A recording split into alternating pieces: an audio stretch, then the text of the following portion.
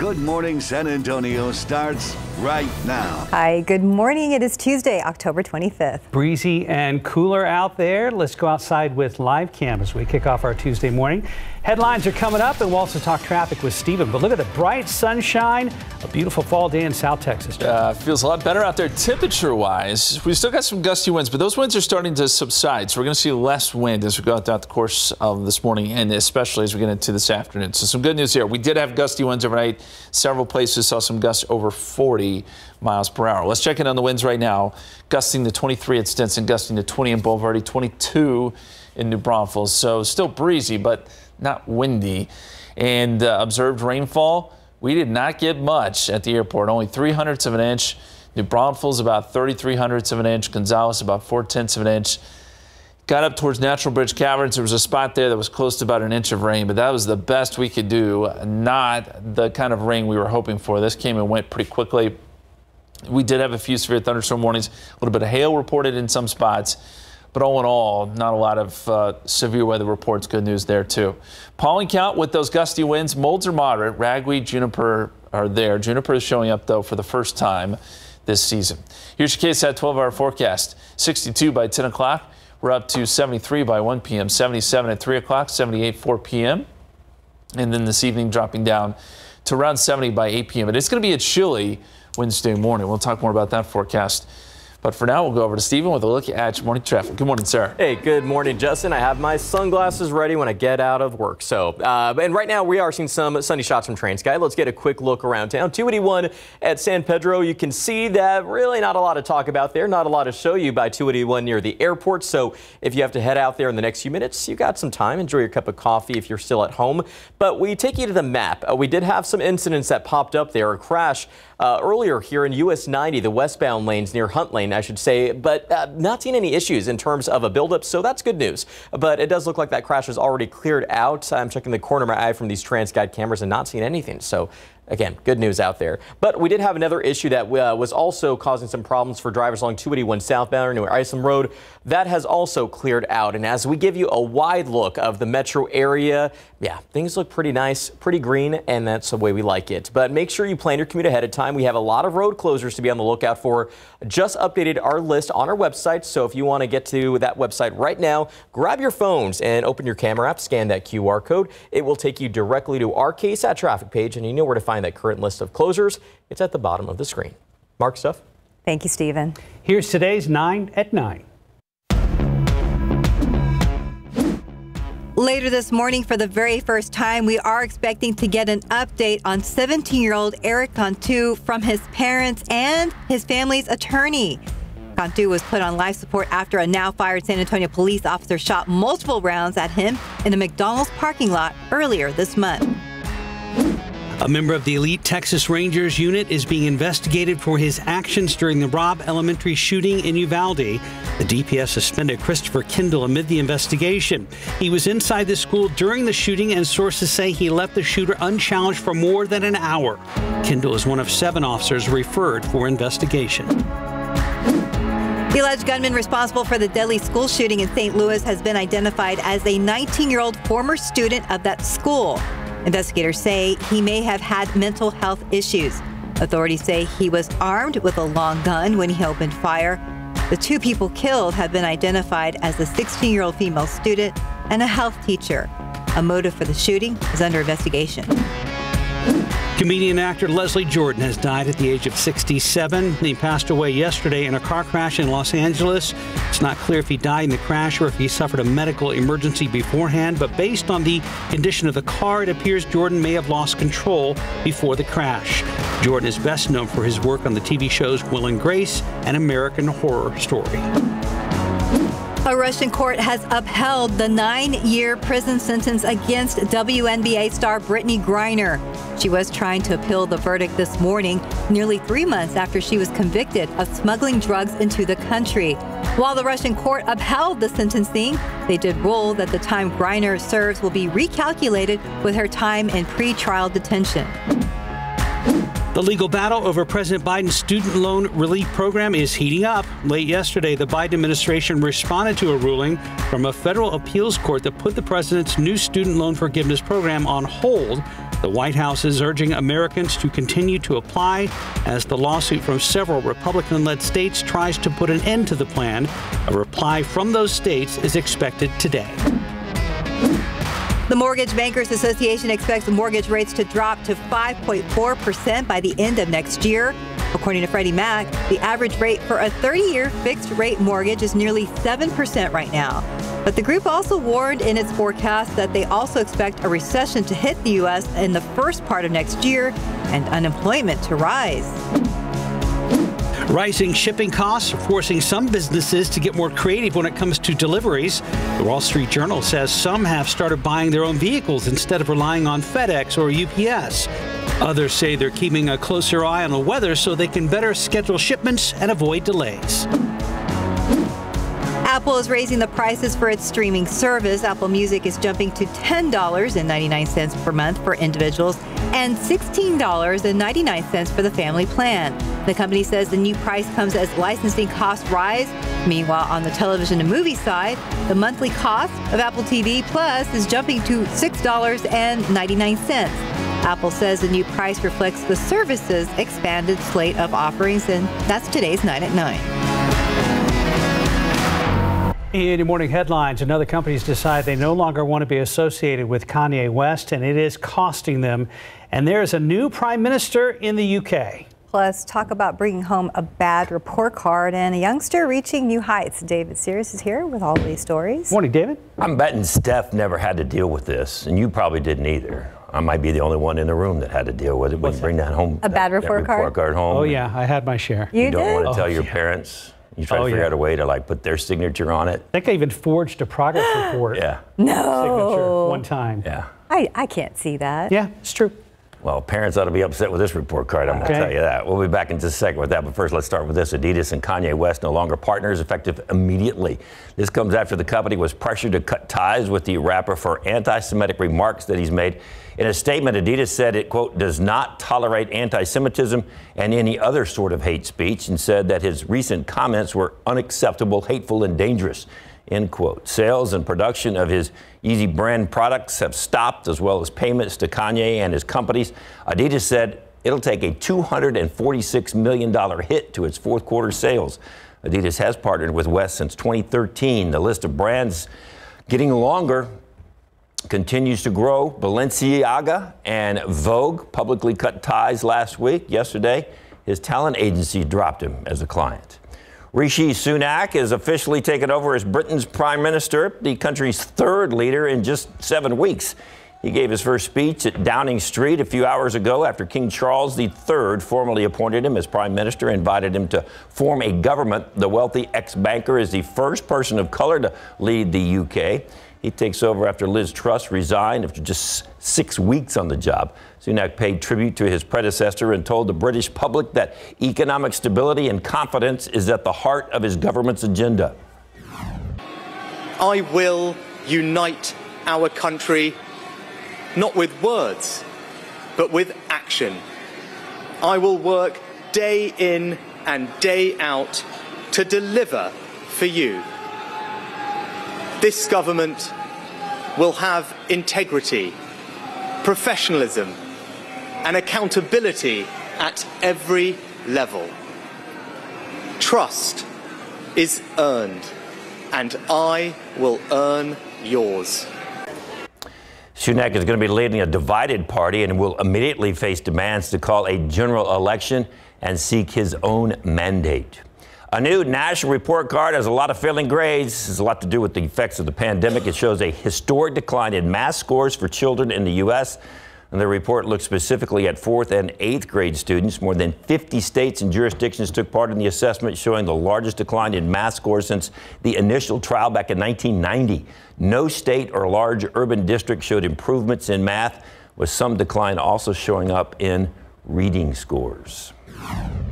We are on the cusp of losing a generation of our children. So much of this is socioeconomic.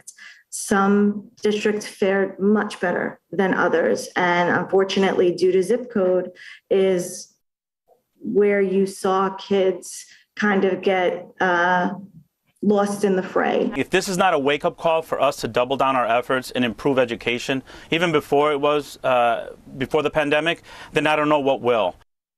Education Secretary Miguel Cardona also believes the results are partly a symptom of decades of underinvestment, but says part of the solution is to provide better compensation for teachers. His middle name is Adventure, and he is living up to that. This is 8-year-old Sam Baker. He's from Colorado, and he was born into a family of climbers. He now wants to be the youngest person to climb the summit of El Capitan in California. That's the Yosemite National Park's iconic vertical rock formation. According to the park's website, it is 2.5 times as tall as the Empire State Building. I'm most excited to climb with Daddy. It's going to be basically 4 days of hanging from your fingers or hanging from your anchors. Basically, there's very few ledges. And so, we're going to have to bring up portal ledges, which are like nylon cots that you hang on the side of the wall. And it's just a big adventure, a big family adventure. Hanging from your fingers is a big family adventure on the side of a mountain. I guess if you know what you're doing. Good Lord. Okay, he set out with his dad and 2 other expert climbers to make the trek, which is expected to take 4 days. Besides climbing with his dad, Sam is also excited about eating lasagna in a hammock, hanging thousands of feet in the air. You can follow Sam's big adventure online at samadventure.com. Have you ever fallen out of a bed? Of course. Yeah. Can you imagine sleeping in a hammock hanging off the side of a cliff? Oh my goodness. And if like you roll over a little bit, it's like, oh. No, that's scary. You stay clipped in, but I mean, if you ever see those pictures, it's nuts. Yeah. Nuts, especially in a sheer face like El Capitan. Yes. That's something else. Very brave. Yeah, very. Brave. The whole family. David, thank you. All right. Right now, 9:09, 58 degrees, still ahead on GMSA at 9. A neighborhood app is helping families make the most out of their Halloween with the new Trick or Treat feature. We're going to speak with a representative from the company about it in the next half hour. Plus, this is kind of the runway. From papel picado to sculpted food offerings, local elementary school students are creating an altar for Muertos Fest. The inspiration behind it and what students are learning along the way. Next. And welcome back. It's 9:13. As the community honors and celebrates their loved ones who have passed at this year's Muertos Fest, local elementary students are also joining in on this tradition. Tiffany Huertas takes us out to Herf Elementary, where students from kindergarten to 5th grade have been busy building an altar. Good morning, Tiffany.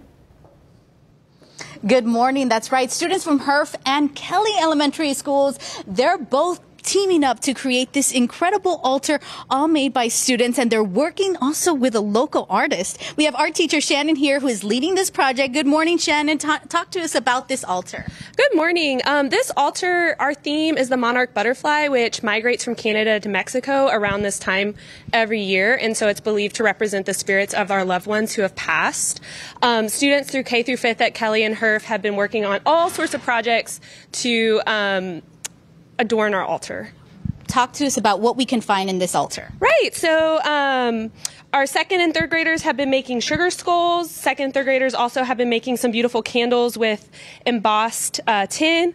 We have the older students making our food offerings, some things more like the traditional pan de muerto, some things like food of their loved ones like pizza. And then our Muertos Fest Club students have been working on our butterfly, on painting the backdrop, our papel picado. And the local artist you're working with, who is that? The local artist is David Medina. He is a sculptor and he teaches at Our Lady of the Lake University and UTSA. And he has collaborated with helping construct the altar and just provide a lot of input and advice on how to build it. And this is just a sneak peek. This isn't complete, but you are very excited about this. How are you feeling? I'm super excited. I am just so proud of our students. Our students are amazing, and this is all their work in collaboration with David Medina, and so we're very excited to let our students shine. And it's all about learning a new tradition for some. Talk to us about what are they learning along the way? Our students have been learning about Day of the Dead and about the history, the tradition, as well as what all these objects symbolize, because they are very, very rich with each object has a meaning. And so they've been learning about why it is that we put certain objects on the altar. And we have some of the students that are participating in this. We have some 4th and 5th graders, Metzi and Rosalie. Metzi, talk to us about what is your favorite part of this project? My favorite part of this project is making the background where they're putting the monarch butterfly, because I have to concentrate and I have to be very careful with all the painting and have to do some texture. So I like to be concentrate in one single thing. And you love painting. You're painting right now? Yes, I love art. That's amazing. And talk to us about, what's your favorite part? My favorite part of the ofrenda is making the flowers, because it takes concentration and the right pieces to make the flowers. Well, you all are doing an amazing job. They are so concentrated. And you know what is the main part of all of this? It's love and love for learning. And that's what it's all about. And we're going to be out there this weekend for Muertos Fest. I'm going to be out there, Jonathan Cotto, and we're all going to have a great celebration in memory of those we have passed away. We'll send it back to you in the studio. Thank you, Tiffany. We love the artwork out there. Yes, we do. Great job. You can check out their altar and several others this weekend at Muertos Fest about Hemisphere. Downtown San Antonio, there is no cost to attend the festival. That's right. And if you scan the QR code on your screen right now, it will take you to our website where we have everything you need to know for this weekend. I'm not sure what to ask Justin Horn about first. Is it the wind? Is it forecast for Muertos Fest? Or is it a preview of the Halloween forecast? Or is it D, all the above? All of the above, I All think. of the above. Okay. We'll take care of all of it. Okay, it's all good. in our forecast. But real quick, I do want to mention that last night there was a potential tornado. The National Weather Service is going to go out and survey it in Jarrell, of all places. And that name jumps off the page, doesn't it? It does. Of course, we remember the big tornado in the 90s, but they've also been hit a couple more times. Seems very unlucky, but we'll see what comes of that. Hopefully there's not a ton of damage there in Jarrell along I-35 north of us. Let's take a look at some of the wind gusts. Now, we didn't get a lot of severe weather here. There was some, but we haven't had any reports of damage. A lot of these winds you see here, the peak wind gusts, actually came with that line of storms. Some of the gusts came afterwards and earlier this morning. Regardless, we've got some gusts up over 40 miles per hour in several spots, including San Antonio, Kerrville, Rock Springs, Fredericksburg got a gust of 49 miles per hour. Now, that can do some damage. We haven't heard of any damage, which is good. And these winds are starting to calm some too, and will continue to do so as we head into the midday hours. This is showing still some gusts around 25, but by the afternoon, you'll see these gusts really come down 10 to 15 miles per hour, and it will not be as windy as we get later into today. Winds go calm tonight, clear skies. You know what that means. Some cold temperatures for your Wednesday morning. Right now, we've got 59, sunny, and northerly winds at 9. Dew point is at 36. That number has dropped off significantly. And as we look at temperatures, still in the 40s in Rock Springs and Junction. 50s elsewhere, Austin, New Braunfels, San Antonio, and then you've got some 60s as you get a little closer to the coast. But it feels very different, and we're going to shave off about 10 degrees today thanks to that front. 54 in Bulverde, 57 Canyon Lake, 64 down there in Devine. Your KSAT 12-hour forecast, 70 degrees at noontime, 73 1 o'clock, 77 at 5 p.m., and we'll see those temperatures fall off quickly tonight with those clear skies. 70 at 8 o'clock, 67 by 9 p.m. And then by tomorrow morning, we're in the upper 40s here in San Antonio. So it's going to be jacket weather tomorrow. Don't forget to send the jacket with the kiddos. They'll need it for about half a day, and then by the afternoon, it'll feel just fine. 50 in New Braunfels to start your Wednesday, 45 in Canyon Lake. So there will be many places that fall down into the 40s tomorrow morning. Here is the setup. We've got our low. You can see it's a comma shape. I mean, very clear here. There's our low. It's a very dynamic system, and that's why it was so windy. Starting to push east now, and that'll continue to push east throughout the day, bringing more rain across the southeast. High pressure builds in tonight, which lends itself to those cold temperatures. But on the heels of this system, we get one more nice day here on Thursday, Wednesday and Thursday. We got another system coming in, and by Thursday evening, we'll start to see more clouds, moisture surging in here, and then with this front, looks pretty similar to the last system, we'll get a line of showers and storms. This is Friday morning. And this rain chance maybe looks a little bit better just because this system takes more of a southerly dive. But we'll need to watch for a few strong storms Friday morning with this line. And that very quickly moves through. And by Friday afternoon, once again, it's windy and we clear out, although we could see a few more clouds on Saturday on the backside of the system. So here's how it looks in the extended forecast. 81 Wednesday, 80 Thursday, 40% chance of storms Thursday night and early Friday morning. Then windy on Friday, 76. The weekend looks good. 73 Saturday, 78 Sunday from Wenceslas. All looks good there. And then Halloween, right now, we're going with 80 degrees, partly cloudy. Okay. Not great, not bad, not, chilly, but mild. Could be worse. Have you guys been busy picking costumes at your house? Well, we had them picked out a while ago because I knew these from experience. You're learning. Yes. So Amazon, we went on Amazon like a month ago and took care of business. Good. Good. I just need wigs, but we have the outfit. The ready. bulk of it. Yes. That's good. Good deal. Justin, thank you. 921, 59 degrees. And here's a look at what's coming up next. And you're gonna love Carver. I think it's dolls. Dolls? Which dolls are immediately creepy. I agree. Okay, things are getting spooky out there. After the break, our haunted adventures continue at SeaWorld's Hallow Scream. Halloween is almost here and things are getting eerie. All morning, we are taking you through the haunted experiences at SeaWorld's Hallow Scream. Some of our staff on GMSA. Here's more of what they found during their spooky adventure.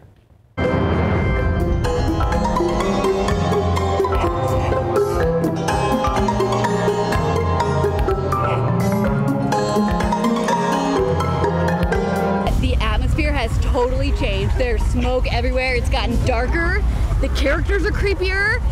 Don't leave me alone! The spook is about to happen. How are you feeling? More scared than I thought, to be honest. It's pretty intense, actually.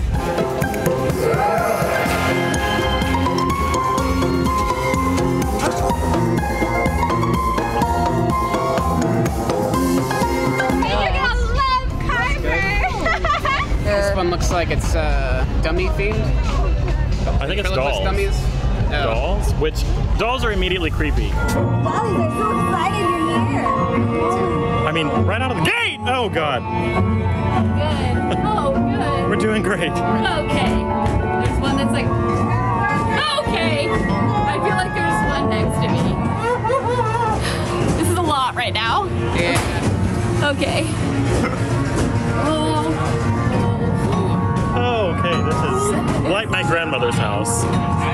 Except for a lot scarier. Oh, God. Which way do we go? Okay. It's still behind me, I think. Oh, God. Okay. No. Chuck! What did you get us into? Oh! Oh, no! I feel like you don't want to be in back.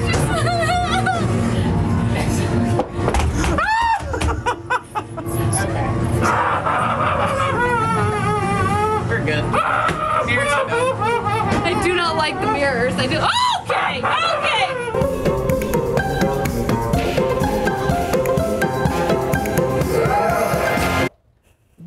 All three are producers here at KSAT, so they are already scaredy cats, in a way. In a way. No, but wouldn't you want to have Carlo there saying, it's all good? Yeah, it's so all good. it's Dylan good. Collins, Joy Presley, our executive producer. Dylan Collins used to do this show, and now he does Explains. Yes, KSAT Explains. Yes, but they were all, Carlo, the one straight face the whole time. Yeah. Yes, Mr. Calm and Cool and Collected. At least he brings the calming spirit over there. He does.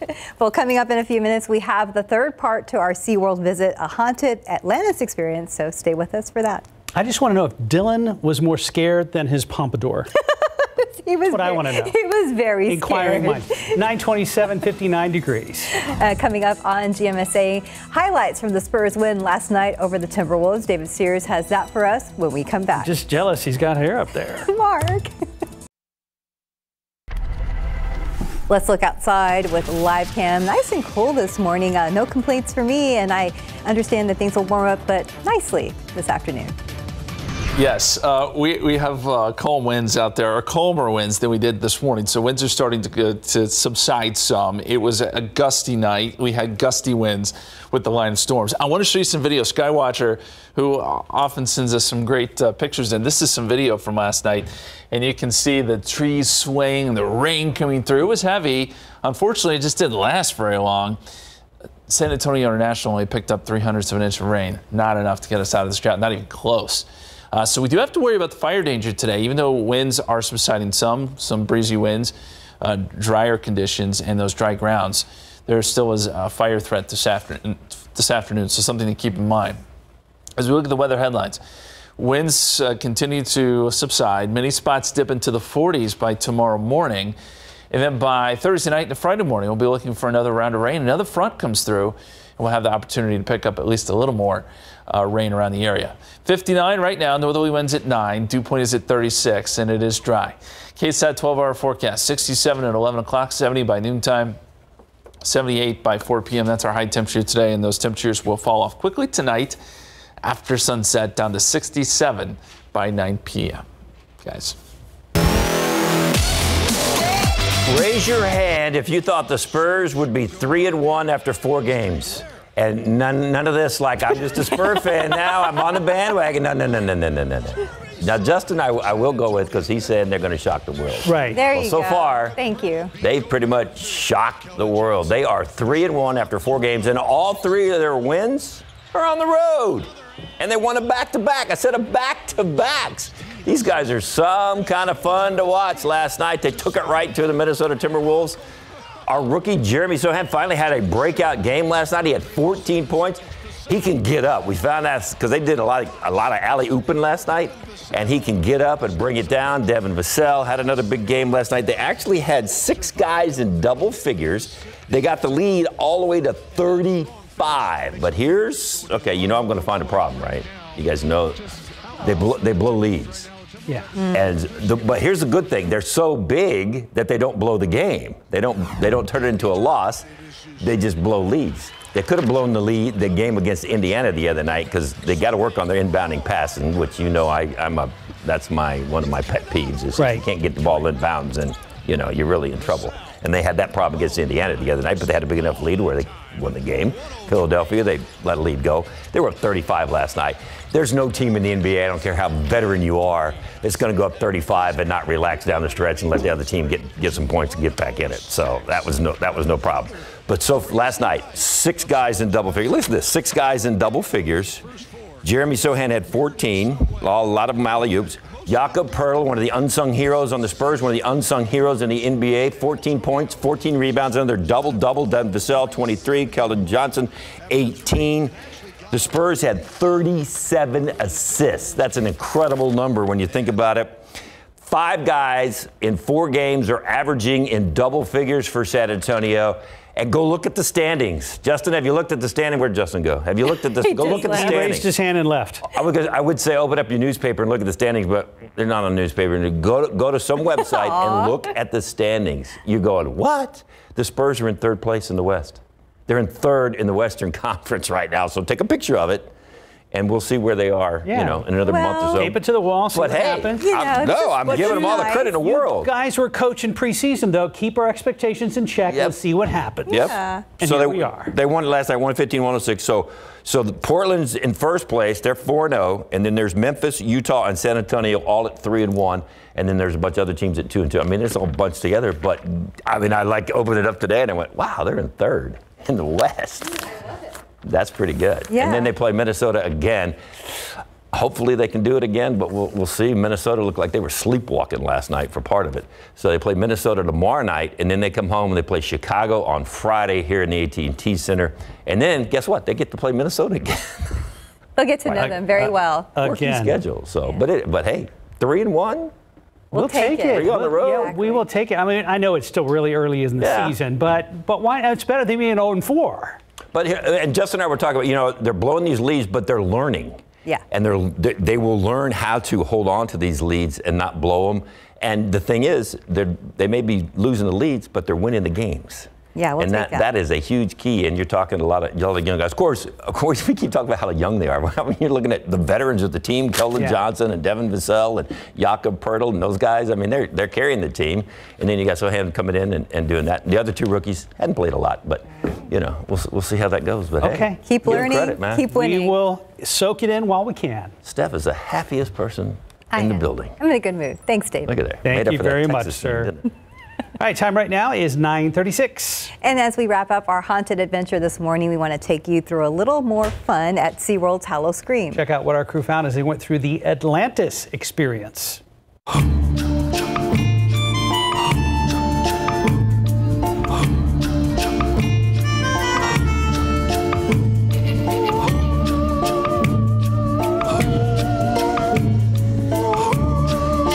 one of the many party zones here at Howl-O-Scream. This is called Glacier Alley. It's kind of got an icy theme.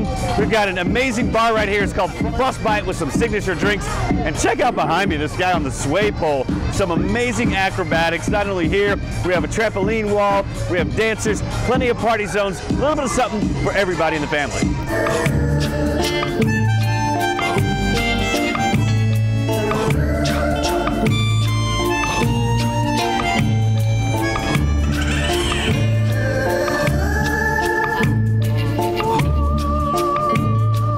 It is SeaWorld, and so we had to have a sea or marine themed haunt, and we've got it this year. It is called Atlantis, the Cursed Chasm. Remember the story of Atlantis, that beautiful city that just kind of disappeared into the ocean? Well, we found it here at SeaWorld, and by the looks of these two characters, it's not what you think it is.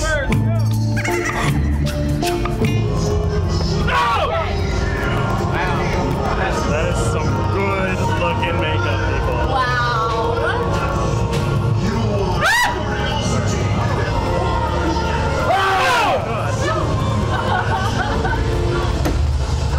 Okay, there's a creature.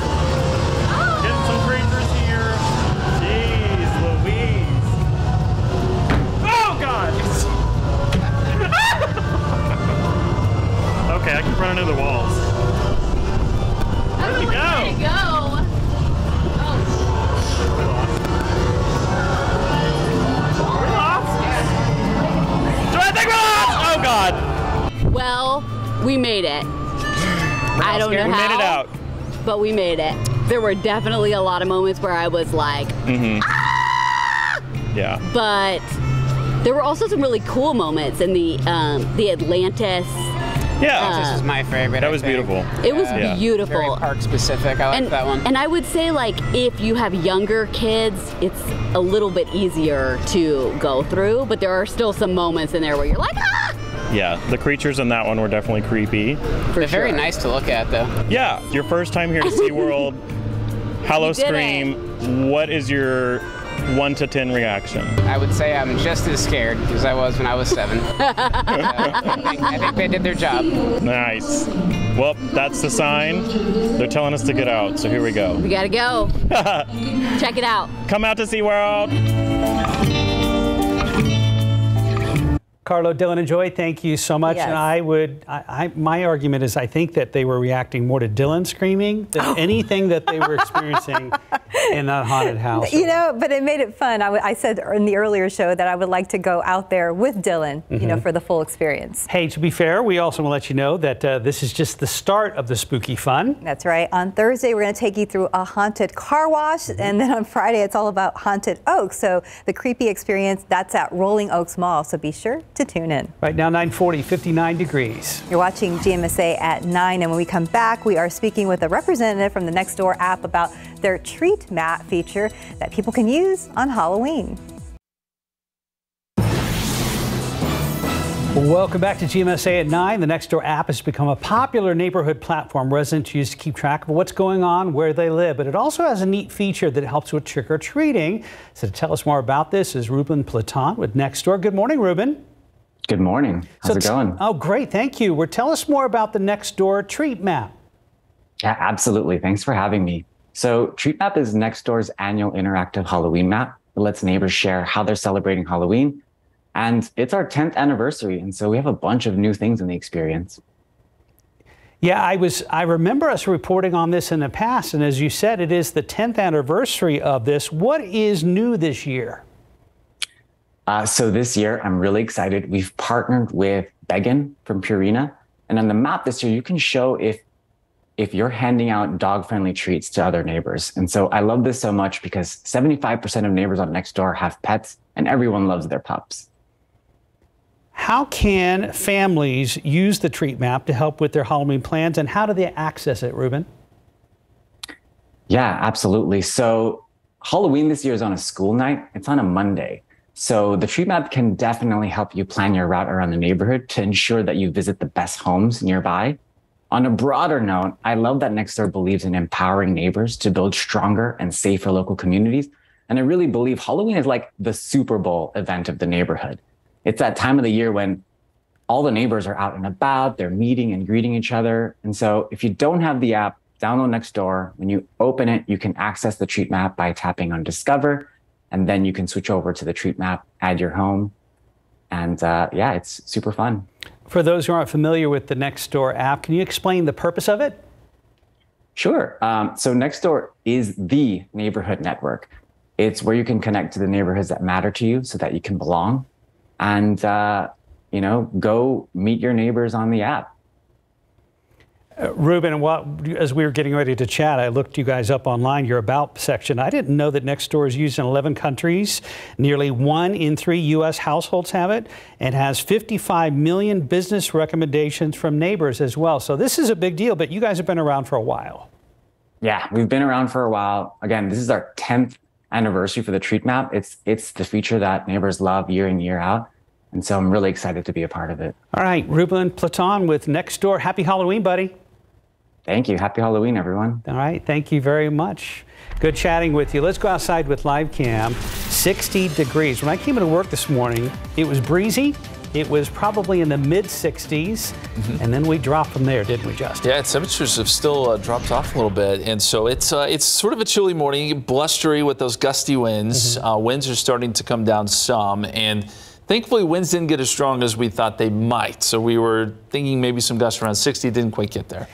I also know you guys were kind of lowering our overall expectation when it came to rainfall last night. You're exactly right. We didn't get much. I mean, this is the world we live in these days. Only 3/100 of an inch of rain at the airport, 4/100 of an inch in Seguin. Gonzales, New Braunfels, a little bit better, but not great. 4/10 there in Gonzales, 3/10, a little over 3/10 in New Braunfels. Kennedy about 0.64. So there were some spots that got some decent rain. One of those, Natural Bridge Caverns, close to 1 inch there. Bulverde, that area over towards Timberwood Park, that was kind of a bullseye for some rain. And then St. Hedwig, Elmendorf. But the bulk of San Antonio didn't get anything, I'm sorry to say. And these storms were just so quick moving, and really most of the action was off to our north. That's where a lot of the severe weather was as well. Blue skies right now, 59 degrees at the airport, 61 Stinson, 68 Kelly, 58 Randolph. We've got a northerly breeze still going. It's 10 to 15, gusts a little higher than that, but definitely down from where they were earlier. Gusting to 17 in Kerrville, gusting to 20 in Bulverde, 22 in New Braunfels, gusting to 23 at Stinson, but the gusts starting to be fewer and far between. As far as temperatures go, we're at 56 in Kerrville, 60 in Uvalde, 58 in New Braunfels, 65 in Pleasanton. So we're off to a cool start. But we should make it to near 70, I think, by the lunch hour, and then by the afternoon, we'll be in the upper 70s. So it does warm up with these clear skies. 60 at Port SA, 59 Rio Medina. There's a look at the forecast site today, 78 here in town, 76 Fair Oaks Ranch, 77 in Seguin, 75 in Gonzales.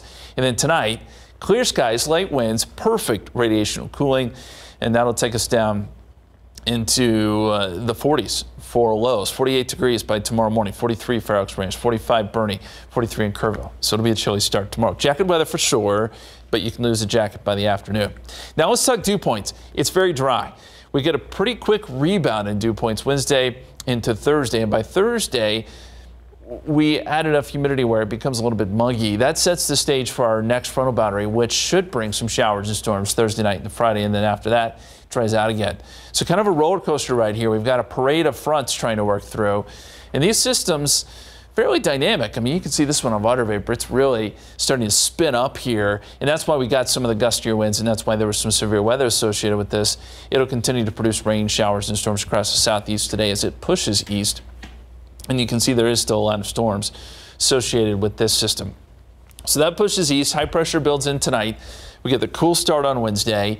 Thursday's kind of a transition day. We get the clouds coming back in, a little bit more moisture, and here comes our next system. Now with this one does dig a little bit deeper to the south, and I think that gives us maybe a little better chance of rain. Right now we're still sticking with a 40% chance, but if everything pans out the way it's looking right now, we could up those rain chances. And so by Friday morning, this is 7 o'clock, we've got another line of storms starting to move in. And notice this one extends a little bit further south because the system, again, a little bit further south.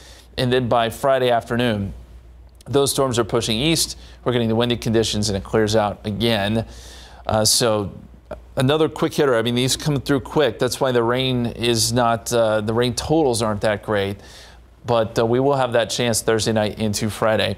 And then after that, the weekend, 70s both Saturday and Sunday. And then on Halloween, as of now, looks good, 80 degrees, partly cloudy. Should be a good night for trick-or-treating. Not overly cool, but not all that hot either. The Cinderella forecast? Or Goldilocks? Goldilocks. Goldilocks. Yeah, just right. Not too hot, not too cold, just right. Exactly. All right. In case you're wondering, Steph had to run to a school event with her daughter right now. It's 9:50, about 60 degrees. We will be right back. Michael Bublé took center stage at Dancing with the Stars last night. The competitors danced to his music. He sang on the show, and he was a guest judge. ABC's George Pinocchio has highlights from week 6.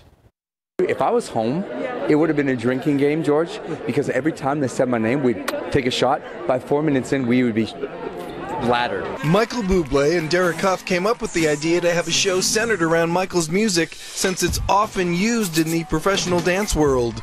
The singer says he was honored and excited about the experience. During the show, many times, we turned to each other and went, "We did it!" It was so awesome, man. The evening had one perfect score for the foxtrot performed by reality star Charlie D'Amelio and her partner Mark Ballas. We worked all week for that moment, and that feels really good every time. So every week is different, but this week was a good one for sure. Charlie's mom, Heidi, and Bachelorette Gabby Windy tied for second with the judges. The combined viewer votes and judges' scores put actor Trevor Donovan and country singer Jesse James Decker in the bottom 2. The judges saved Trevor, which meant Jesse was eliminated. It was hard. Oh my God, it was so hard. But I loved it. I learned something new about myself. This was a therapeutic experience, and it taught me things that I've never thought I would learn, and I will walk away from this with a smile on my face. But I think Jessie left with such grace, and the last line that she said, the silver lining is I get to take my kids trick-or-treating on Monday. I was like, that comment made me a fan for life. So it's on to Halloween night for the next show. Expect the spooktacular. Trust me, I'm Shangela. I didn't come all the way from Paris, Texas to Hollywood, to this ballroom to tone down. Let's turn up. Next week's Halloween episode of Dancing with the Stars will also include the always popular team dances. In Los Angeles, George Pinocchio for ABC News. You're a big Bublé fan, right, Justin? Yeah. Halloween fun continues tomorrow on GMSA at 9. Science with Sarah is back. Sarah Spivey and David Sears will be doing a magical experiment with first graders at one Edgewood ISD school using magnets. So make sure you tune in for that tomorrow morning on GMSA at 9. Yeah. I saw her testing it out. Looks like a lot of fun. Okay, that's tomorrow. Have a great morning, everyone.